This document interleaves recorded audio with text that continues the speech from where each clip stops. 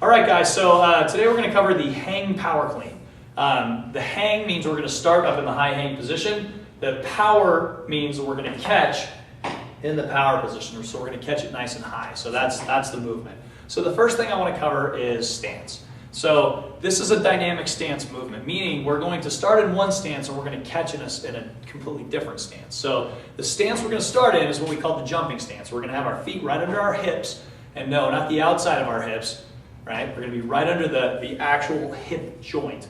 So we want a relatively narrow stance on this. So if we were going to jump up in the air, that's about the stance we'd want to be in, okay? The next thing I want to cover is the grip. So how wide should you go on the grip? A good starting point for an inexperienced lifter would be to go thumb distance from the outside of the hips. So about this distance, that's about how wide I need to catch. And the reason we do that is when we rack the bar, we don't want the bar to be pressing our hands into our shoulders. We want our hands outside of our shoulders, okay? So we've got the grip width, we've got the stance, and one last thing, anytime we're pulling weight up in an Olympic lifting style lift, I want to make sure we get the hook grip. And let me come in tight to show you what the hook grip is. The hook grip is thumb first and then fingers over the thumb, okay? It's not this, it's thumb, fingers over the thumb, all right? What that does is that acts as basically a lifting strap. If you've ever seen guys lifting enormous weights in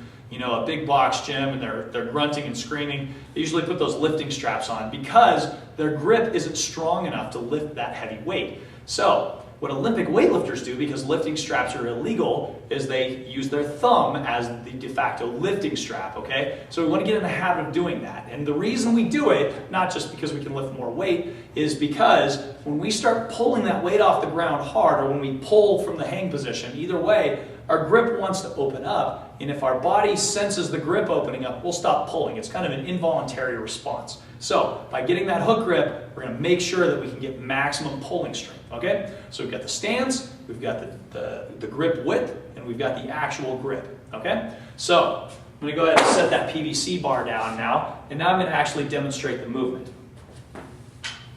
Okay, so we want to get that same grip width, make sure we got the hook grip, jump stance, and when we load, we can either load straight down, or we can push the butt back a little bit. But we don't want to load real far. We don't need to load way down here.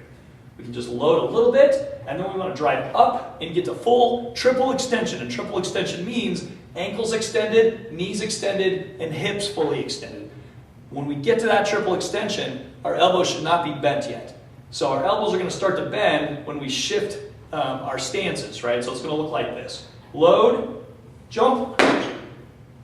Now you'll notice you heard my feet slap the ground. That's because I started in that jump stance.